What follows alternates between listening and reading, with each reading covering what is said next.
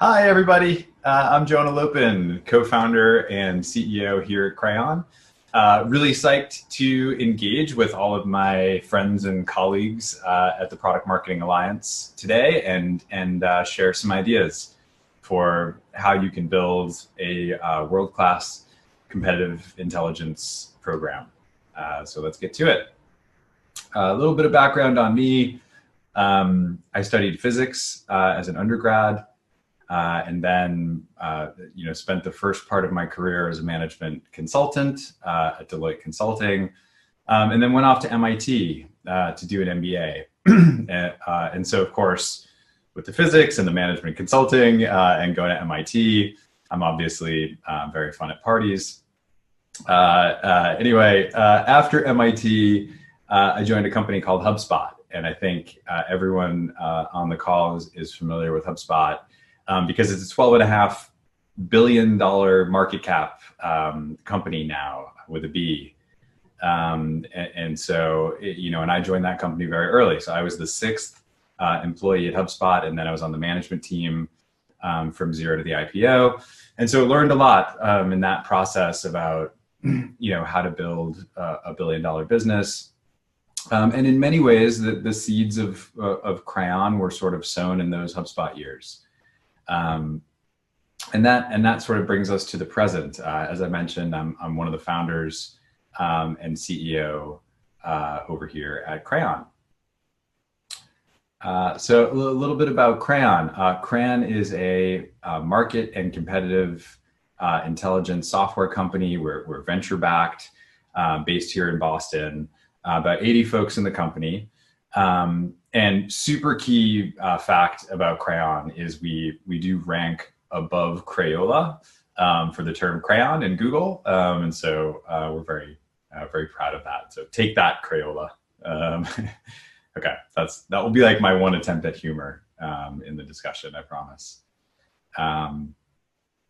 So we've been doing our thing at Crayon, and we've learned a lot over the years about competitive intelligence through working with our customers.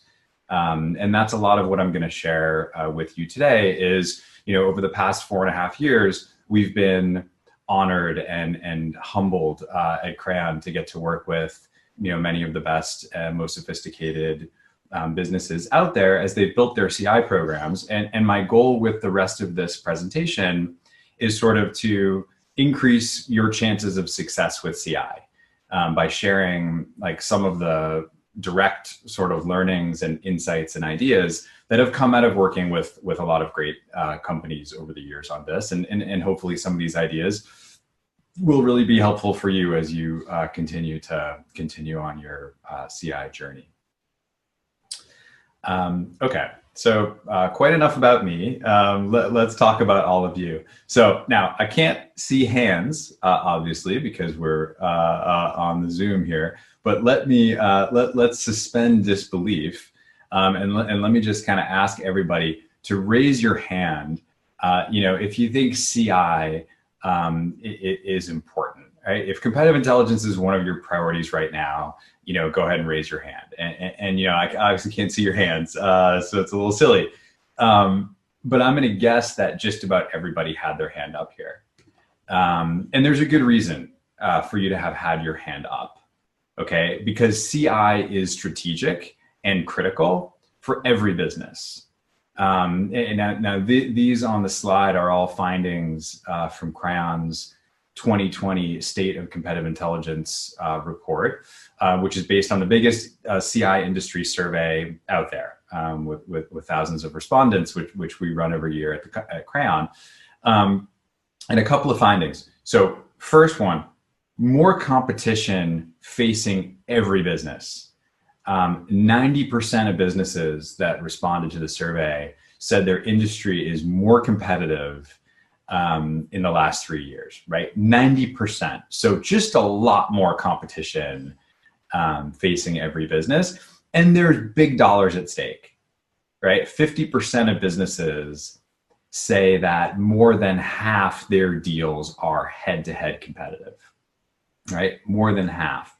So very meaningful revenue impact at stake, inside of this competitive dynamic, right?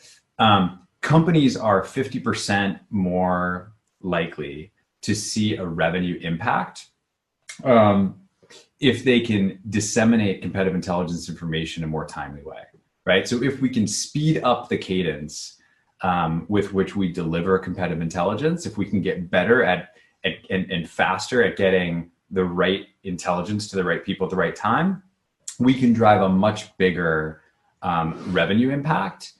And then finally, 54% of CI consumers say that competitive intelligence is important or critical to their success, right? So CI consumers means sales reps and customer success folks and marketing folks, product folks, executive decision makers. And so it's not just competitive intelligence teams and product marketing teams that are demanding that competitive intelligence be a priority, right? It's folks throughout the company on the front lines who are demanding this, right? So these are all, really good reasons why I think we all had our hands up on the last slide, and why competitive is a priority at just about every business on the planet. All right, but now let me kind of ask you another question here, which is how many of you have competitive intelligence as your top priority or one of your top priorities? Like, for how many of you is it like your tippy top most important priority for 2020 or that you're planning for 2021 is competitive intelligence? And again, I keep asking you to raise your hands, even though I obviously can't see that on the Zoom.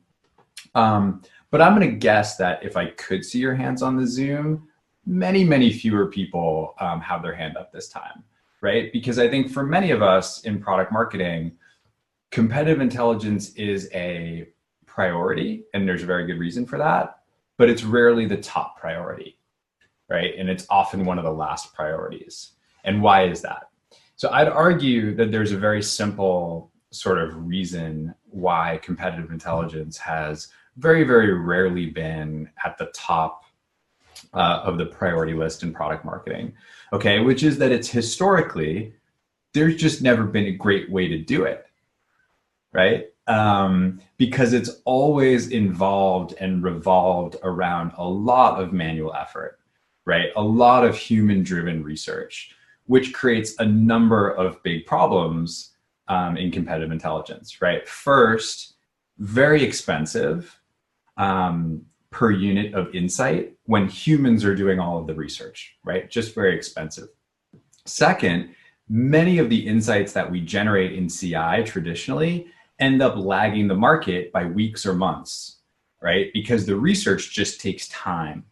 And so what that means is that a lot of the CI insights that we've generated historically just don't drive a lot of impact because they're not particularly timely, right? So CI has historically been, pretty expensive and not always, resulting in a lot of impact and a lot of action. And so fallen short in many ways at many businesses. And I think that's why CI has always been a priority, right? Because it's important, but it's never been the top of the priority list, right? Because there's just never been a great way to do it. And the key thing for everybody, on this discussion to understand is that things are different now, okay? Because a lot of competitive intelligence can be software driven in 2020 in a way that just was never possible before, right? And that ratchets up the ROI of competitive intelligence 100x, right? So the question you need to be asking is, what if competitive intelligence could be programmatic, right? And inexpensive and actionable, right? What if we could use software to generate, 10 times better insight at a 1/10 of the cost, right? That's the 100x ROI, right? And then what if we could get that information, to the right people in near real time so it's hyper actionable? Because when CI is software driven, it's just much more impactful. And so it's time for all of us in product marketing and competitive intelligence to not just be, have CI sort of on the priority list, but toward the bottom. It's time to make this a priority, and think about building a program that's going to be, 100x the impact inside your business of what's kind of historically been executed around competitive intelligence. All right. Okay. So let's assume that you're all with me so far, and you're like, okay, sounds good, Jonah. We're gonna invest here and kind of lean in. So the first thing I'd say is that's great. First of all, I'm very happy to hear that.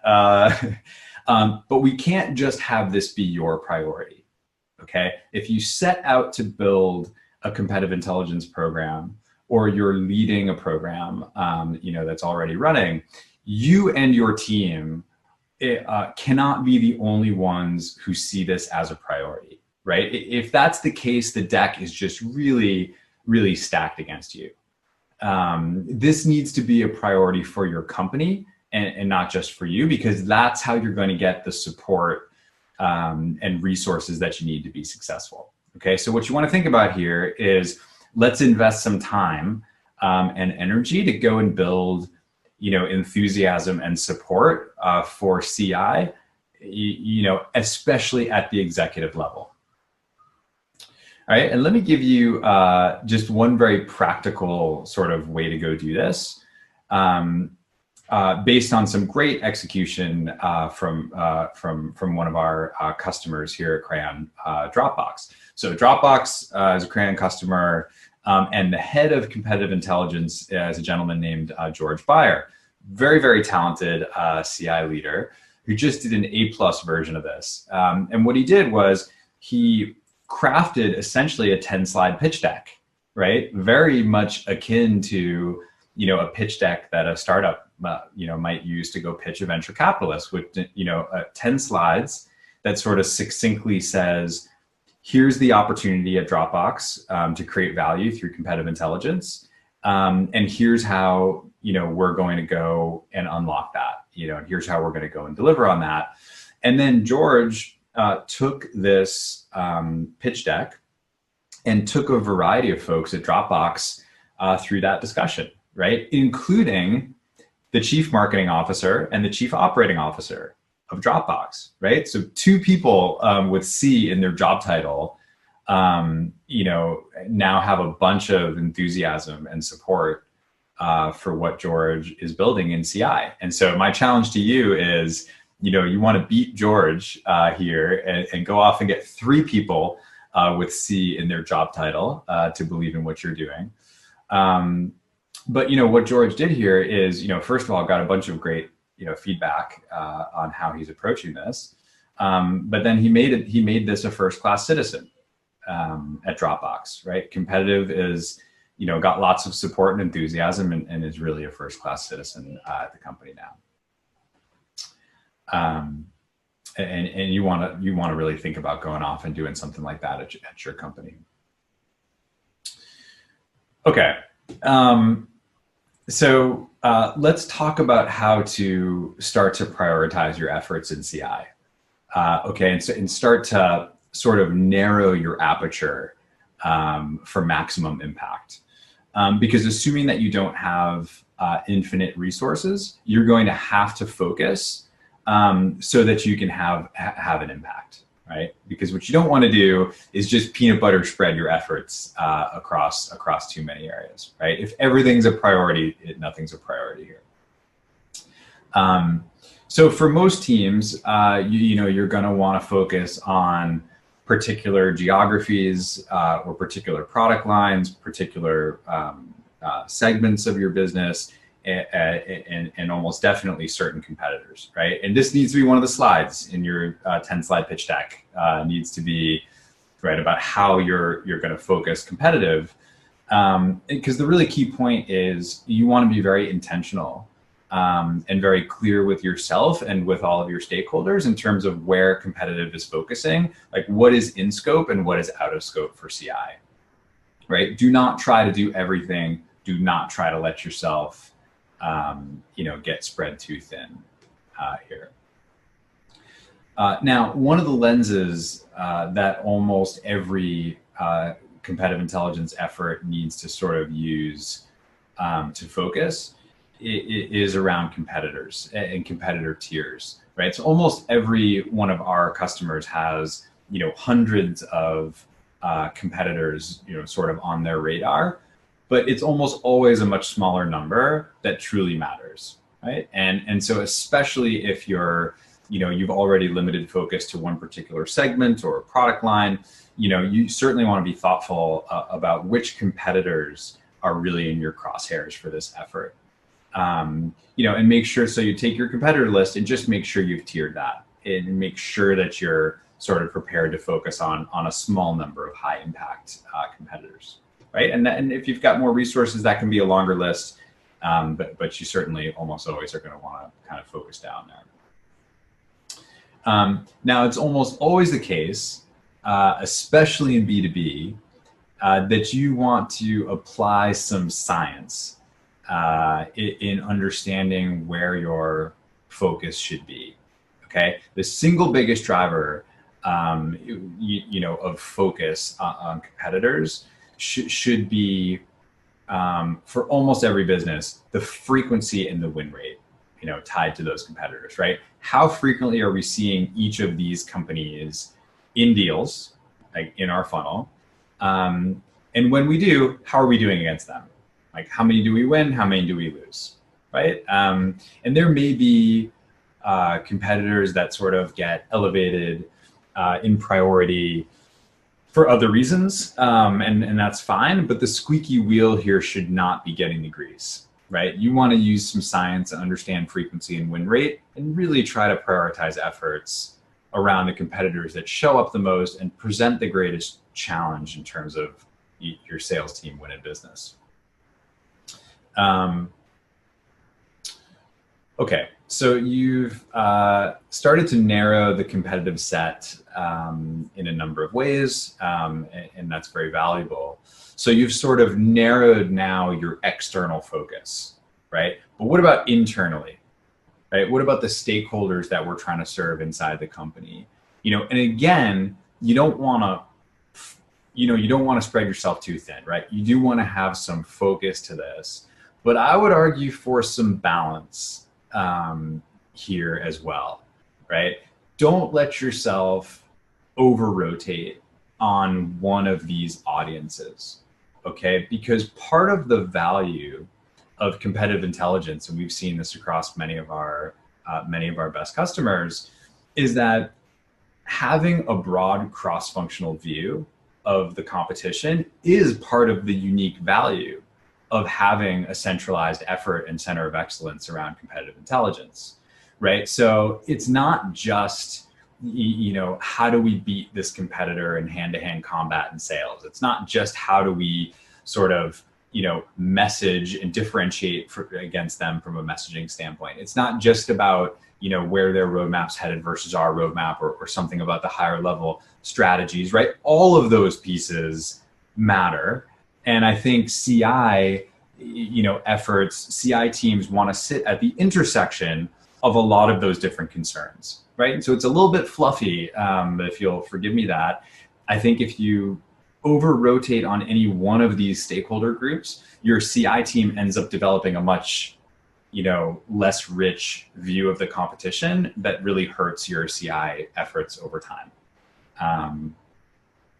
And so, to the extent that you're able to, maintain focus on multiple stakeholder groups here without spreading yourself too thin, I'd certainly encourage you to do that.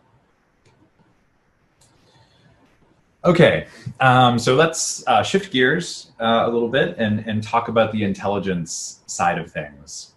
And let's start with the public web. Now, the biggest shift, okay, in the competitive intelligence industry in the past decade, which represents such a major opportunity for everyone in competitive intelligence, is just the fact that there is exponentially more signal online about every business relative to what there was a decade ago, right? So a decade ago, most businesses, had a website and were just kind of getting started on Twitter, but there just was not that much you could learn a decade ago from the digital footprint of a business. And boy, has that changed, right? So sites like Glassdoor and G2, I mean, these didn't even exist or were just getting started, a decade ago. Now there's tens of millions of reviews on those sites, right? Reddit didn't even exist, barely, a decade ago. And now it's the 5th most trafficked site, on the internet. Google's index is 100 times bigger than it was a decade ago, right? So there's just an incredible amount of signal in the digital footprint of a modern business. And one of the first orders of business in competitive intelligence has got to be to figure out how to get your arms around all this information so that you can generate insight from it, right? And do that in a scalable way. Okay. Now, one of the things that we've learned in doing this with customers over the years is that the corporate website is absolutely critical for CI professionals, right? Now, for many CI professionals and product marketing folks, the website is the #1 most important source of intelligence, right? So another finding in the lower left-hand corner of the slide there from the annual State of Competitive Intelligence survey was that 82% of folks said that the corporate website of their competitors was their top source of intelligence, right? So pretty fascinating. And then that same sort of finding comes right out of our own data at Crayon. So if you look at the chart on the right-hand side of the slide, one of the things we measure at Crayon very carefully is something called engagements per impression, or EPI, EPI score, because we're trying to understand signal to noise ratio for different types of intelligence that we surface to customers. Okay, so forgive me, a little complicated, but I'll explain it.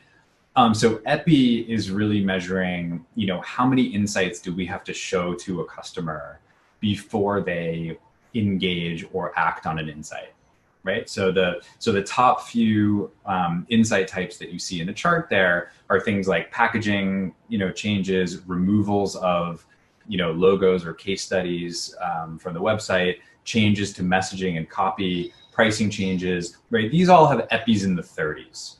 Right, so that means basically a third of the insights that we show to a customer are deemed actionable and get engaged with. Right, so that's pretty good. So we pay a ton of attention to this metric because it's really the signal to noise metric. And the key thing here is 11 of the top 13 intel types that we see across a very, very large number of, I think almost 200 million insights that we've generated in the past few years for many, many customers, 11 of the top 13, the website is the most important. It is the biggest source of that intelligence type, right? So just critical to track the corporate website.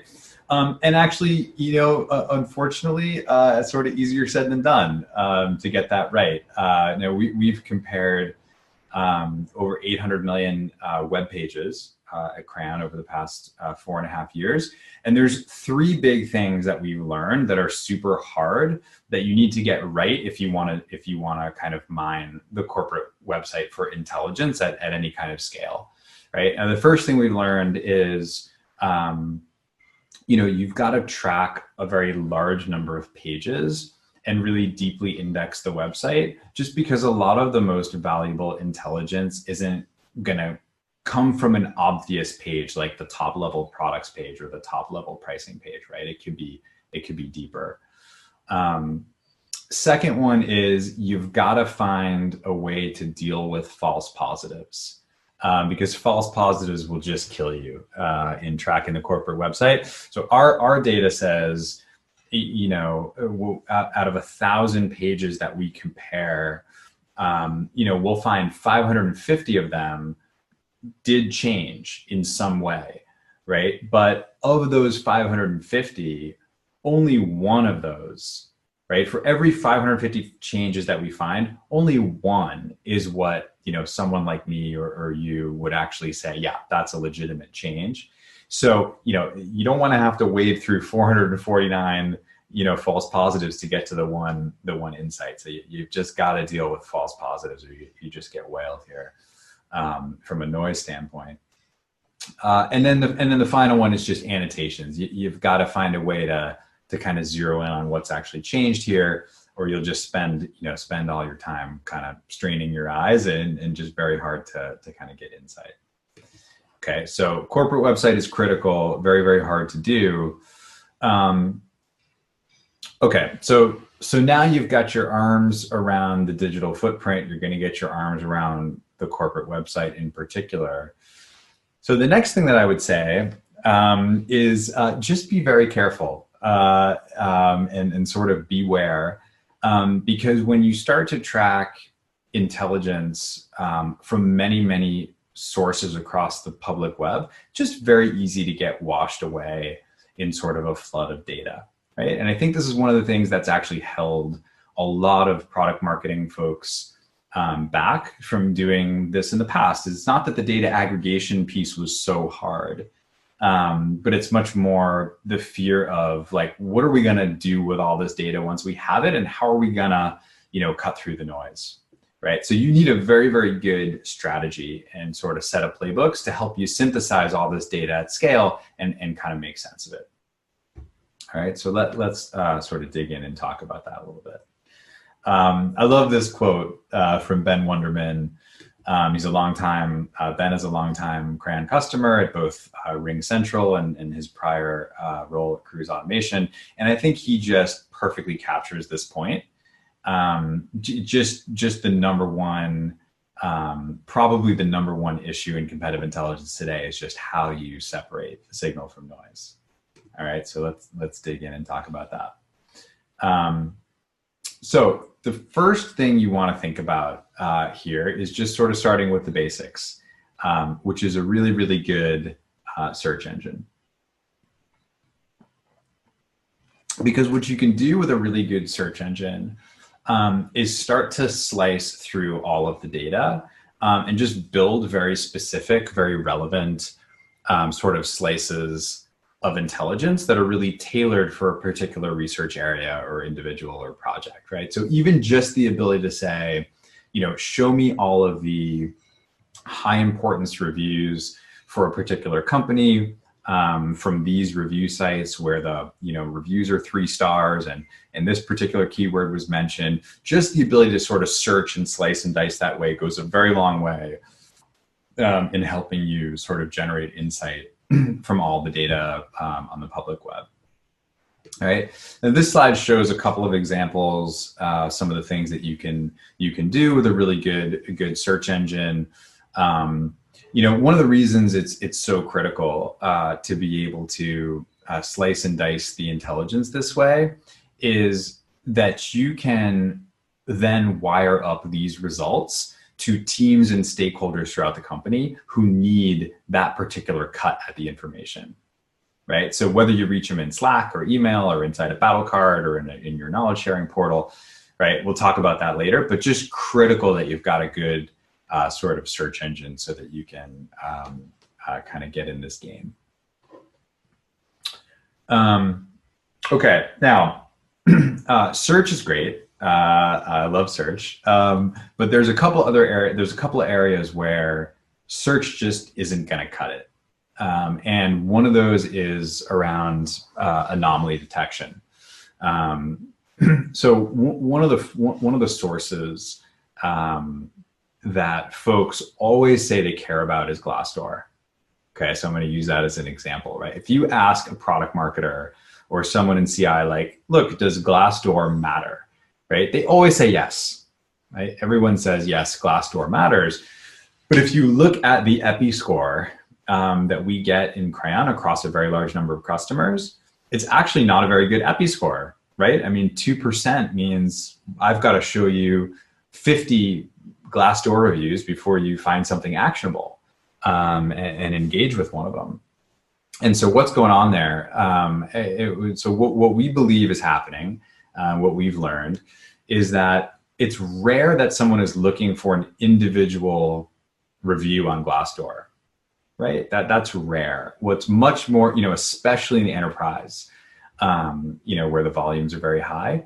So what you really want, and what folks really want, is much more of a trend in those reviews, right? And the same thing goes for G2 and Capterra and Pure Insights and all the review sites, is that, like, for example, if there's a very, very large number of reviews that are much more positive or much more negative than the average, for that competitor, that's often a signal you want to dig in. Right. So when we surface insights of those actual trends, we see an 87% epi, right, versus a 2%, right? So almost all of the anomalies that we detect are actionable and get engaged with, in a material way. All right. So anomaly detection is one of the kind of critical tools you need in your sort of tool belt to cut through signal to noise. Now, similar dynamic happening on Twitter, right? Everyone says, hey, Twitter matters. We care about Twitter, but the epi is only 2%. So what's going on there? Like, what's going on there is most tweets are unremarkable, right? And not very actionable. And so what we do is we use what we call native signals to kind of cut through the noise. And you can do the same thing on YouTube, Facebook, LinkedIn, SlideShare, Reddit, et cetera, et cetera. So native signals on Twitter means like the number of retweets and the number of favorites, right? Native signals on YouTube means the number of views on the video. And so in this example, what we found is we get a 53% epi, right? So every other insight we surface basically is actionable. When we only surface tweets that get an order of magnitude more traction in terms of retweets and favorites relative to the baseline for that Twitter handle, right? So just another kind of way to think about how do we cut through the noise here. Another one, another sort of signal to noise tool you want to have in your arsenal is around natural language processing and topic analysis. And so the way that this works, so this is an example sort of based on HubSpot, where you can see in the top of the slide, HubSpot published, over 2,000 pieces of content in this year-long period, right? So that means ebooks and blog articles and webinars, et cetera.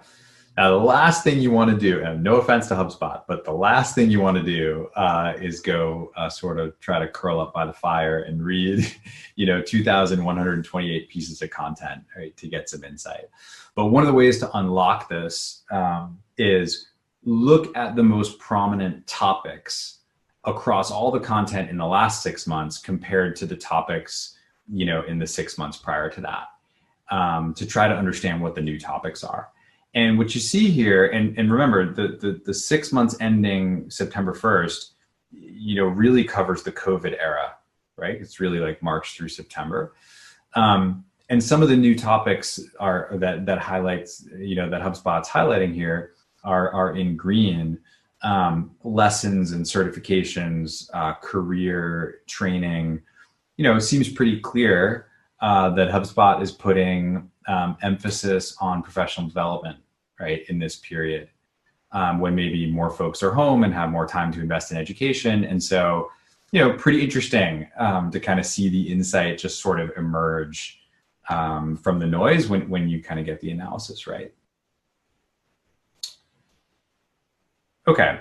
Now, one of the most interesting questions I think you can ask in CI is not just what can we learn from what's already happened, right? But what can we learn about what's going to happen in the future, and what would it be worth to your business if you could predict competitor shifts and predict product launches or other significant events before they happen, right? So let me give you a kind of a mini case study here in how this really starts to become possible, and it's all about connecting the dots on on the weak signals that are kind of out there and trying to use that to make a prediction. Now this example is about the company Stripe. I think everyone on the call is probably familiar with Stripe. They're a payments company. They've raised $1.6 billion last, valued at 36 billion or something like that. So they're doing something well. They're doing at least something right. 2.5 years ago, Stripe launched a subscription billing product. Okay, they launched it in April 2018, and that was a pretty big deal in the payment space when they launched that. And the question for everyone in the payment space, back then is, could we have seen this coming, right? Could we have known that this launch was imminent? And in fact, you could have. The signals were there, and I'll kind of show you that. Right. So the blue circle in the graph here is showing where the launch actually happened, and so you can see the TechCrunch article and the new product section of the website. And what you see in the green circle is all of the signals that were publicly available in February of that year, 2 months prior to the launch, that indicated that something was coming. Okay, so what were some of those signals? First was a fairly subtle change on a deep section of the website where Stripe was adding a whole bunch of language around subscription billing. Okay. Then there started to be some partnership activity that Stripe was sort of highlighting on Medium related to SaaS and subscription billing. Then you've got some pretty substantial content marketing that Stripe started to do around understanding SaaS and SaaS pricing. And then, of course, you got a bunch of social media related to those things on Reddit and LinkedIn and Twitter. And so the signals were there, right? There was a bunch of signals there. And if you were in CI at a payments company and you were paying attention, you might have had a very strong sense that Stripe was getting ready to launch something here related to SaaS, right? And you might have known there may be a product coming here around billing, right? Now, telling the future is not easy. It is not for the faint of heart, and it requires tools to pick up on these weak signals that are kind of hidden out there in plain sight. And then it requires a really inquisitive, kind of creative mindset to try to kind of add some color and connect the dots as you sort of map out what's going on in your market. And so if you ever wondered why we called the company Crayon, that's why, because we want to add some color and connect the dots as we kind of work to understand our markets here. Okay, so the public web is super important to get right in competitive intelligence, but there's an equally critical source of intelligence at most businesses, which is all of your crowdsourced internal intelligence. Okay, many times the most valuable intelligence is sort of known to your sales folks or known to your folks on your marketing team or your executive team. And one of the things you have to get right in CI is really trying to think through how you gather this kind of intelligence at scale. Okay, so how do you do that, right? So I think one of the most important principles to kind of think about here is, folks around your company are already discussing and sharing competitive intelligence. They just may not be discussing and sharing it with you, and that's okay. But there's almost certainly watering holes around your company where, by watering holes, I mean software products, and folks are in the CRM and they're in email and they're in SharePoint and Slack and Teams and whatever else, where these conversations around competitive are already happening. And I think that one of the things you certainly want to solicit intelligence inputs to your team, and that's a great thing to do. But I think what you also want to do is kind of think about going out and finding those watering holes where the intelligence is already flowing, and how do you tap into those and pull those into your ecosystem and into your kind of system of record for competitive intelligence. Right? We feel super strongly about this at Crayon. This is we're the first and only competitive intelligence company in the Slack app directory for this reason, and we just I certainly encourage all of you to kind of really think through how you're going to capture internal intelligence at some scale at your company. Okay, so you've got your data, and more importantly, you've got your sort of insight flowing from the public web. And you're gathering intelligence from around your company at scale. So the third area I'd recommend that you sort of pay attention to in competitive intelligence is win-loss, right?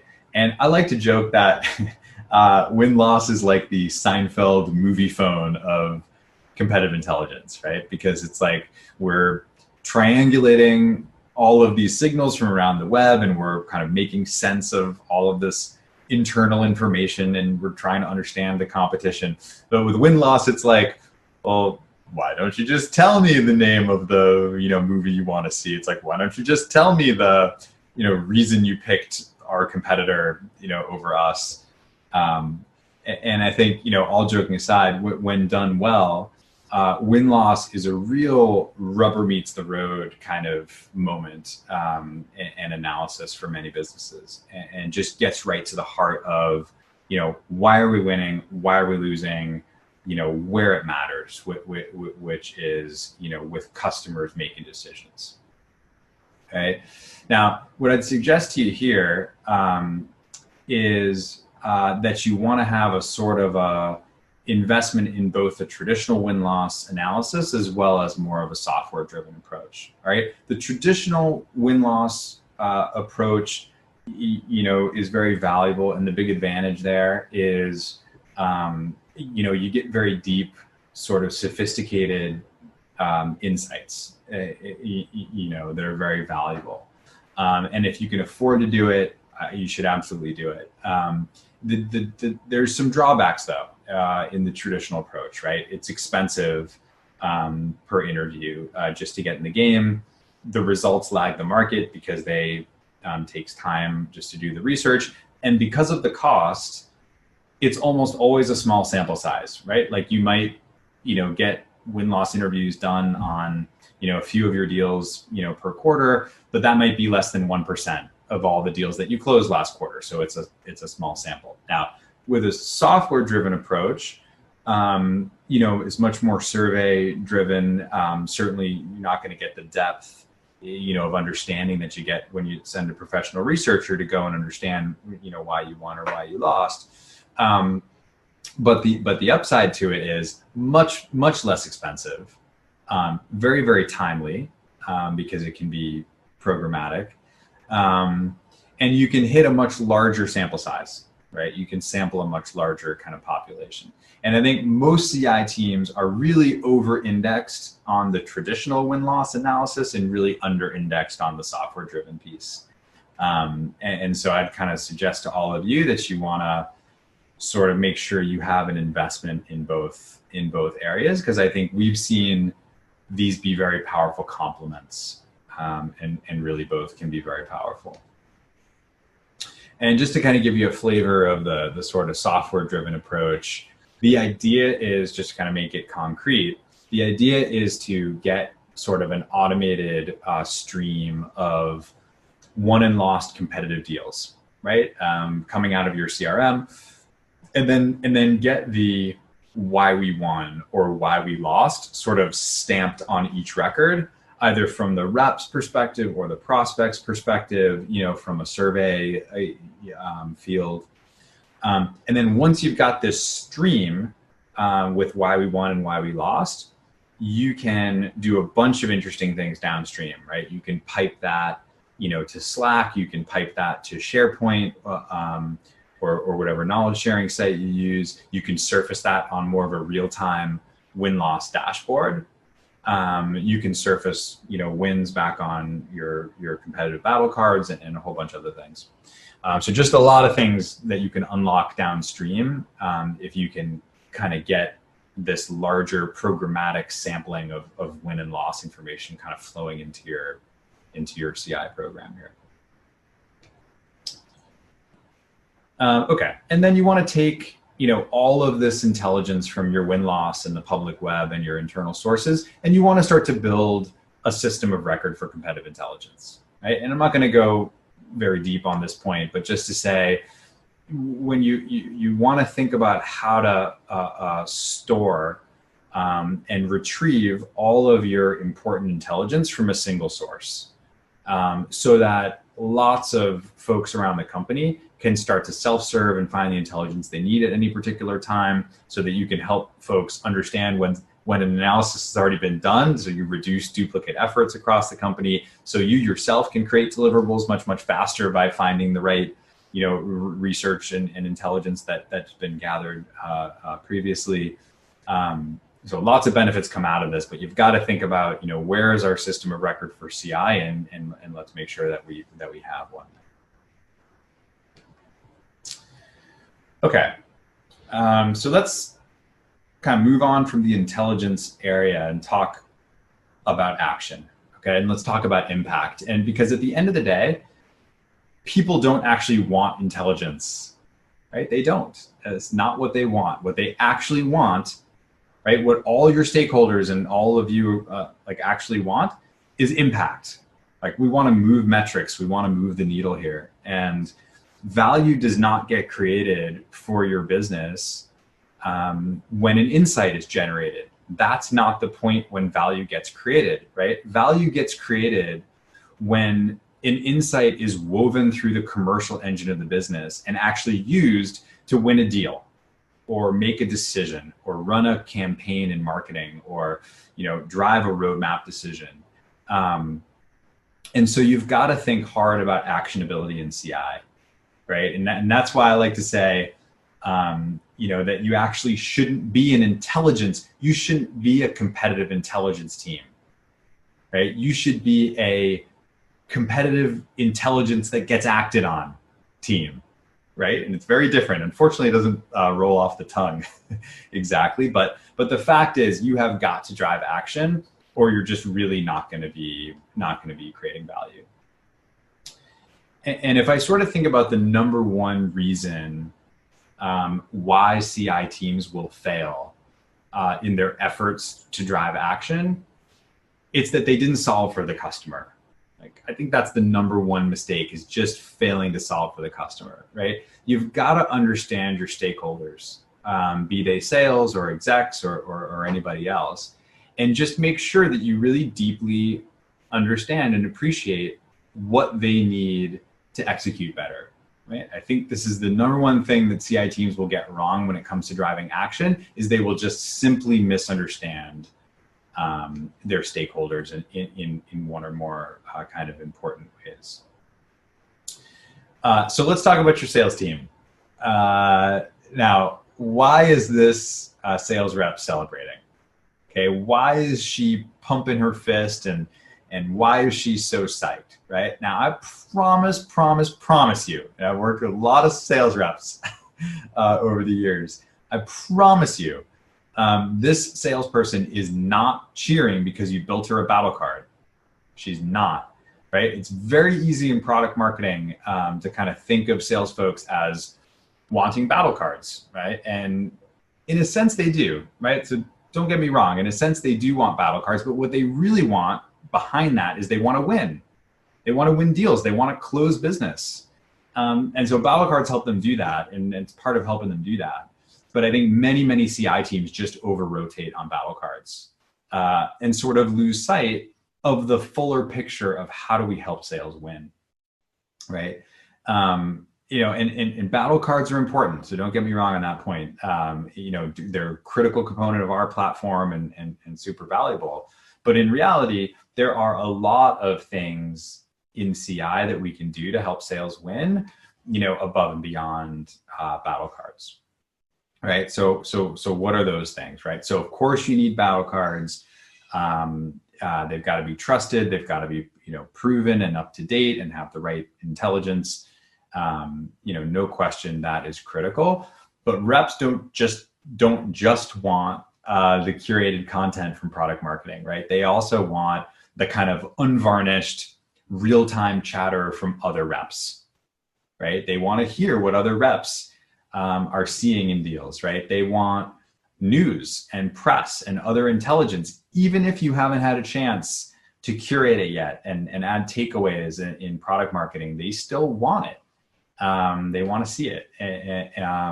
They want the latest wins and losses, right? Again, even if the information isn't, fully vetted and researched and you haven't looked at it, they want to see it. They are hungry for the last couple of deals against a competitor and how those went down, right? And then of course they want, deal support, right? For whatever deals they're in.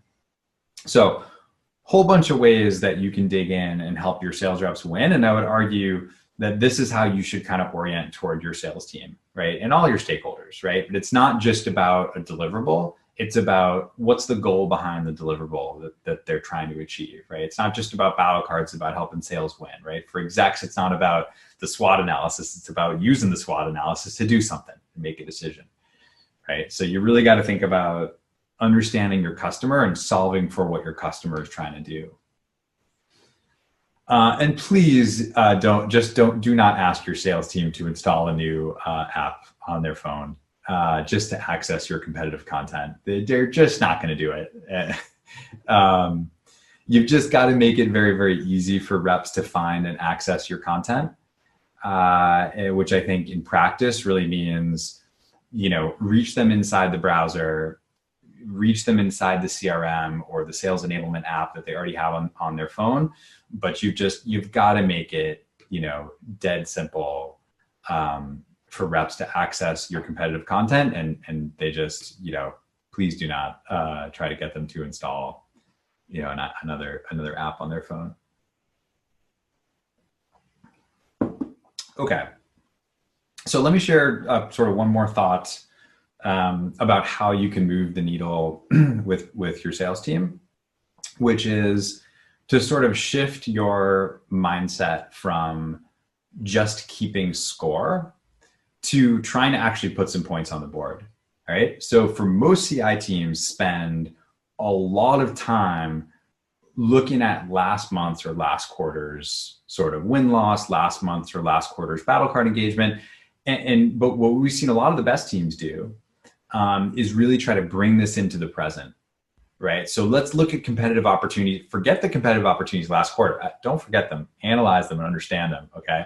But let's look at the competitive opportunities that are open right now, right? Let's check, battle card engagement statistics for all the sales folks with open current competitive opportunities.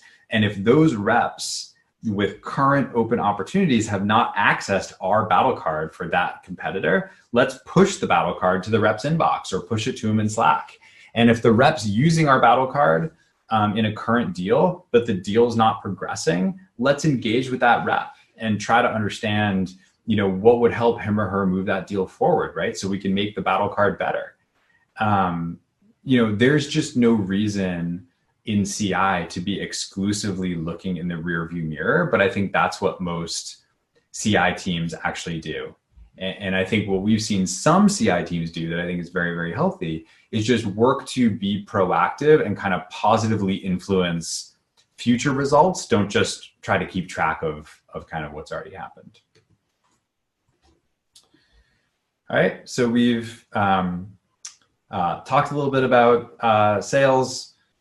Let me just share sort of a couple of ideas about how to serve other stakeholders in your business. And one of the most important things you need to do to serve stakeholders successfully is just kind of go out and deeply engage with them and build a really solid understanding of the issues that they're focused on, right? So if you're going to serve your executive team, you need to know, the 3 to 5 things that team's working on, right? Like every management team has some big bets that they're making and there's always, important competitive dynamics related to those bets. And if you're gonna do CI effectively for your executive team, you've got to go understand those big bets, right? And those competitive dynamics so that you can deliver on that. But guessing and mind reading is one way to really get yourself in trouble. And so I'd encourage you to just sort of think very deeply about, do we really understand our stakeholders and what they're trying to do and what they care about? And if the answer is no, you want to really put some focus there, into kind of deepening your understanding there. And you want to try to get some balance between sort of curation and timeliness in how you serve stakeholders with information. And most stakeholders are going to want kind of a portfolio approach here. All right. So, you're going to want to deliver the more traditional sort of highly curated deliverables like newsletters and a SWOT analysis and research reports. And those might come out, monthly or quarterly and have a pretty high sort of level of curation. But you're going to want to complement those in many cases with, much more timely and sort of necessarily less curated things like customized intelligence alerts, to email and Slack and real-time CI dashboards. And, I think the best CI teams don't sort of treat this as a binary thing. Like it's either curated or not. I think there's very much a middle ground here where, things can be, lightly curated, and still much more timely than what you'd get in a traditional deliverable. And so I think you just want to kind of explore this, with your stakeholders and sort of find a balance in your portfolio.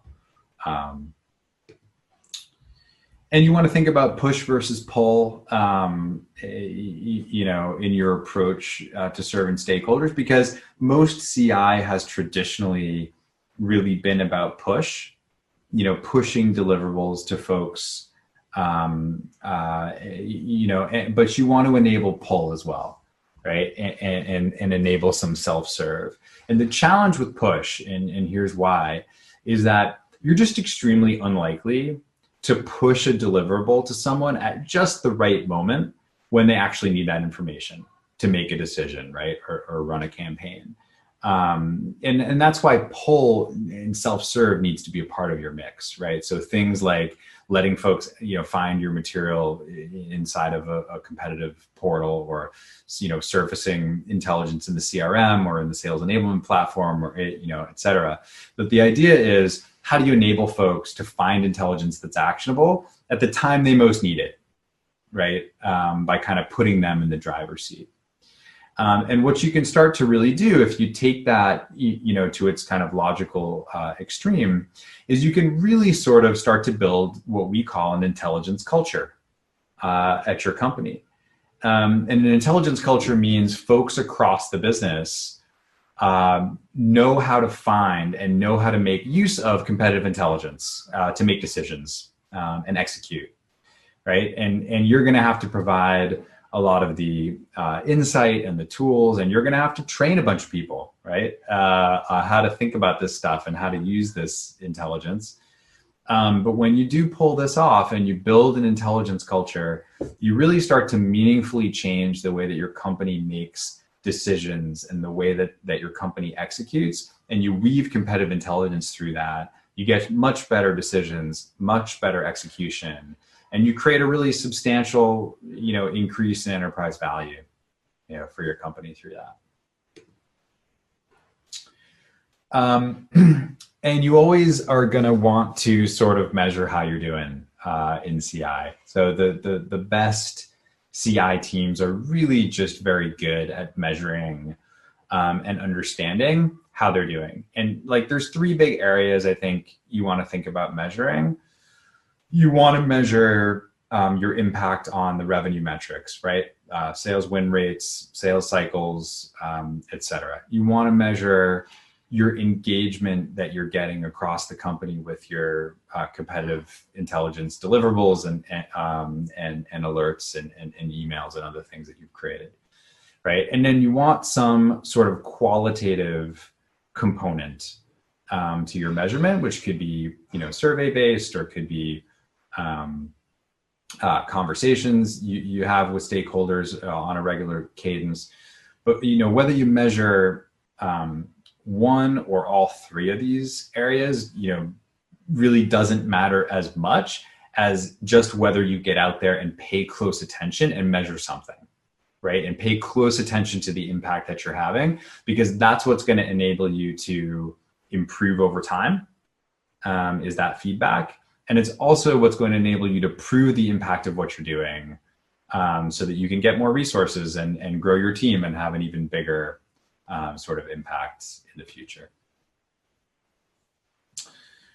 Okay, so let me sort of leave you with this final thought and sort of call to action. Now's the time to really jump into CI and sort of make the leap and make this a top priority, right? Competitive is still an area that most businesses are really still in the very early days of figuring out, which means that you are early to the party. And you can be one of the first in your market to really lean in and invest in competitive intelligence and really get this right. And in so doing, just build a very valuable capability for your company. And so don't wait. Let's jump into this with both feet. And if you'd like to connect with us at Crayon, you can check out our blog. You can hit our website, lots of ways to engage. You can run a free intelligence report on our website, and a bunch of other ways that you can engage. But that's all I got, everybody. Thank you very much, and look forward to questions and discussion. Thanks, everybody.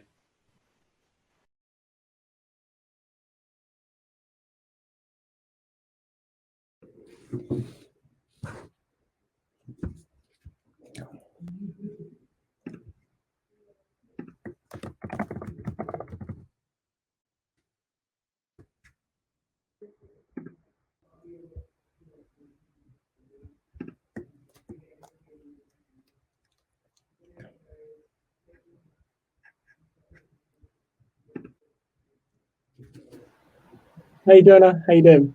I'm well. Great stuff. You okay? Yes, all good. Thank you. Thanks for the presentation. Really great stuff.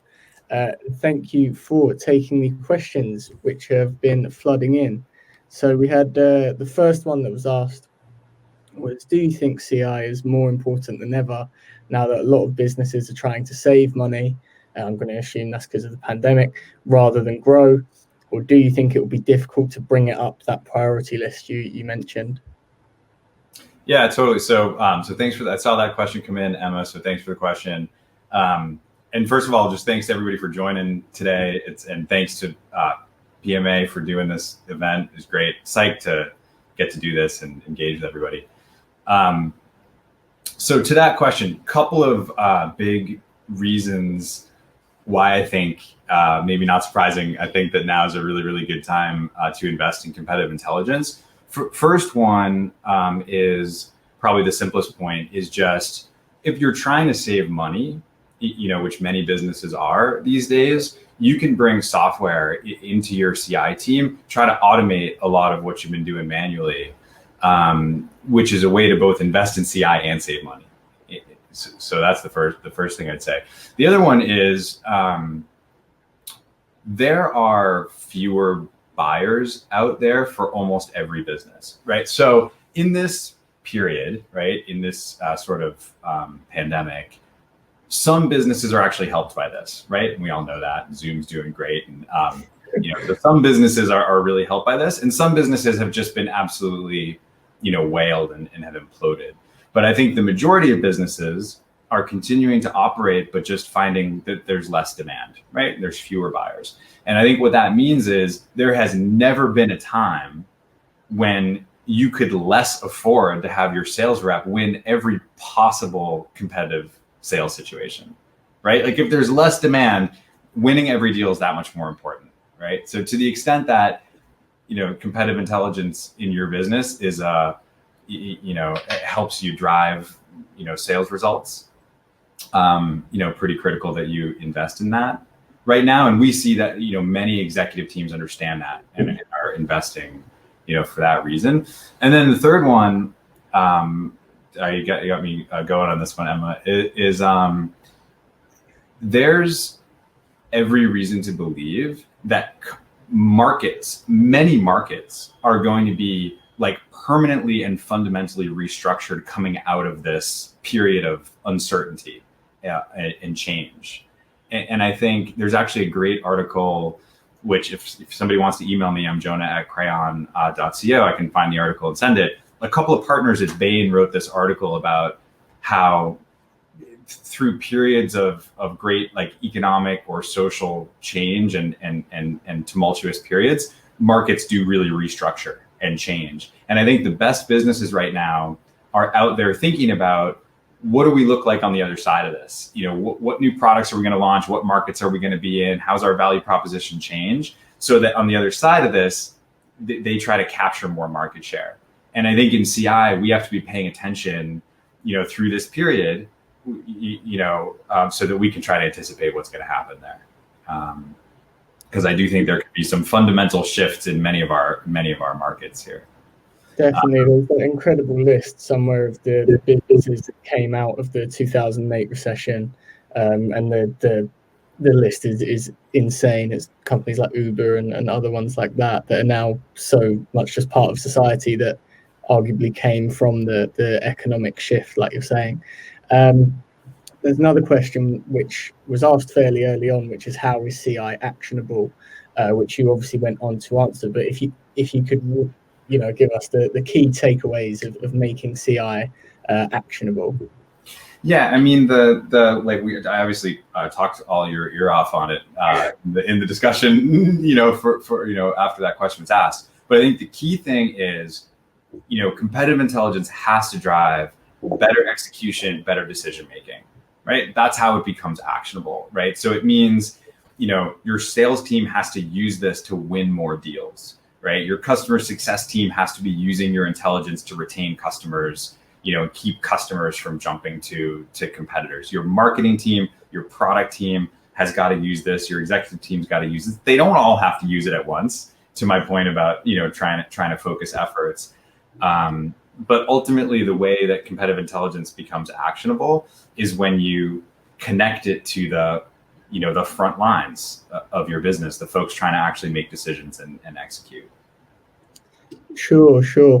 And you've touched on this point or alluded to it earlier about Clara has asked, is predicting business changes or new launches going to be even harder given the pandemic?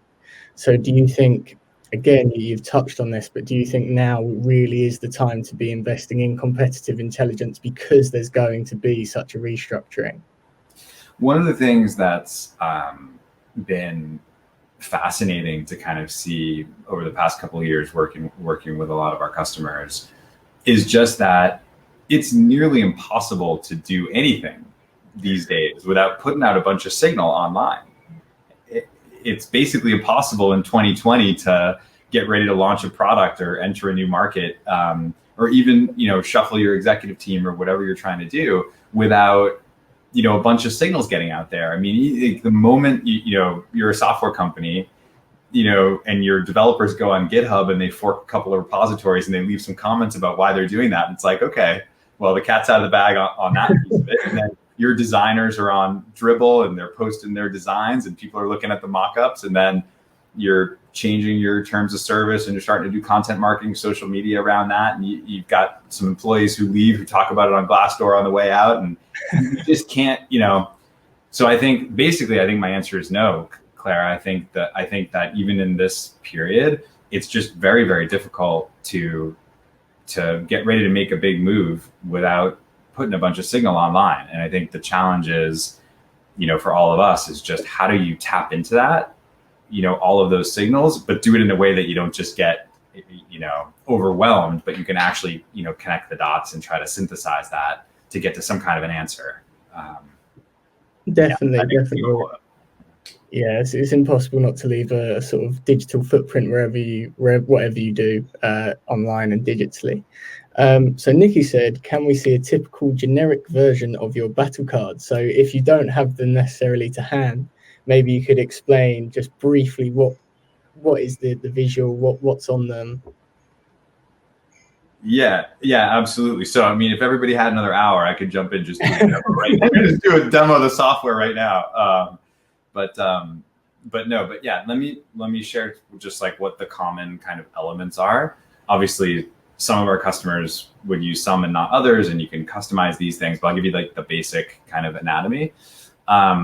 You're going to have some set of tiles on the battle card, which are kind of like the traditional battle card tiles. So those are going to be, curated by folks in product marketing or competitive intelligence around why we win, or landmines and strengths and weaknesses and whatever it is.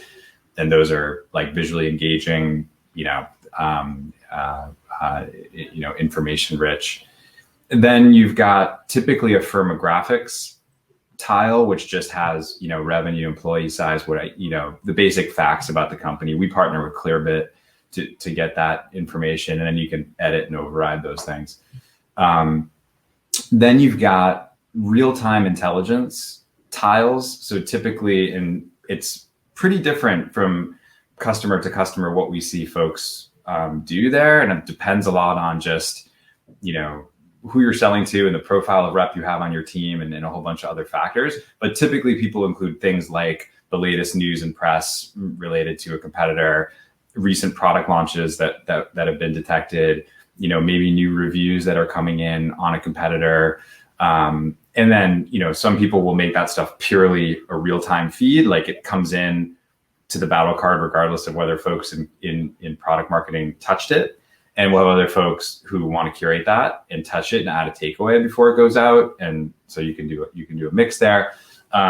Recent wins on the battle card, we find reps get a lot out of just seeing what are the latest deals that we've won against this particular competitor, and why did we win or lose, right? And I talked about that in the talk. So we'll have a tile around that. We'll have comments and chatter from other reps, where reps are either, they could be saying, hey, this part of the battle card really worked. That was great. This part didn't. Can you guys change it? I just heard this on a deal, didn't know how to answer it. So it's like, what's those comments and questions? Then you've got new crowdsourced intelligence from around the company. So typically customers will want to surface some of that right on the tile. Like, what's the latest? Like, hey, just got a competitor's pricing, just got, whatever came in. And so, whether it was emailed in or Slacked in or whatever it is, here's the list.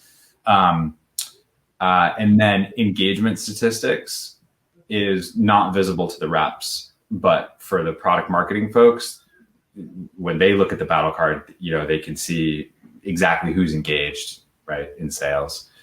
And then the final one is like who owns and maintains this battle card is like pretty key in many organizations to just building trust in the sales reps with that. Battle card is like, so who are the experts, we call them, on each battle card, who built that, and when was the thing last updated? So sorry, I talked your ear off. That those are the main ones. And for Nikki or anybody else who wants more on that, you can shoot me an email, and we can certainly find a way to get you a screenshot or a demo. Awesome, thank you, Jonah. And there's one more question just come in. Which says, what are some of your favorite tactics for regularly communicating CI across your business? Do you customize the communications based on role? Really good question. I'll say a couple of things. So one is anything's better than nothing. And so like some depends on where you are in the spectrum. I mean, if you have a small team and you're kind of just getting started with CI, just start to get some of your intelligence out there in any format, in any cadence, and then start to ask for feedback. Is that useful? Or is anybody using that? Is that impactful? And then iterate. You're going to be ahead of the game. If you could, just do something is better than nothing. Another thing to think about here is try to match the cadence that you're sending this stuff out with the kind of the cadence at which that team operates. So if you're serving exec teams, they tend to make a smaller number of high impact decisions, but they're spread out, right? So with them, I really try to understand what decision there is on the horizon and give them a thoughtful deliverable that supports that. For folks who are, in growth marketing, or they're in sales, they need a faster twitch, like they, making decisions and all day, every day executing. And for them, I think, it's deliverables like battle cards or newsletters or dashboards that you try to put in the systems where they already are spending time so that it's easy for them to access it. And then I would push to their email inbox, push to them in Slack.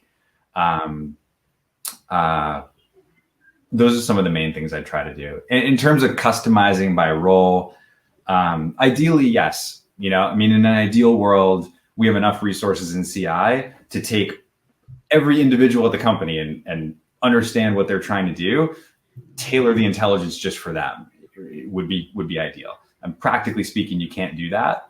So, try to ask yourself, like, okay, with the team we have, I think we can handle, one version of the newsletter. Great. Let's do a newsletter, send it to everybody. We'll do the best we can. If we can do, a product newsletter and another newsletter for marketing and another one for sales, let's do that. That's even better. If we can do one for each of the sales segments, they're going to get even more value out of that. So I think a lot depends on how many resources you have. Do what you can, basically. If you can do it, much more succinctly than I said it, but yeah. Well, thank you very much, Jonah. Really great presentation. Thanks for, as I said, answering those questions. Thank you to everyone for asking the questions and for tuning in. Hope you all enjoyed it as much as I did. Jonah, hope to speak to you soon. Thanks once again. Do you have any sort of concluding remarks? Just now's the time. I think I said it in the presentation, thanks to you, Max, and thanks to PMA for doing this, and thanks to everybody for joining. Now's the time. Let's, we can do a lot in competitive intelligence today that was never possible before. And so, kudos to all of you for going after that, and let's go. Okay. What a way to end. There's your call to action, everyone. Go away and go and do it and do what you can. Lovely. Thanks, Jonah. Bye-bye. Thanks, Max. Thanks, everybody.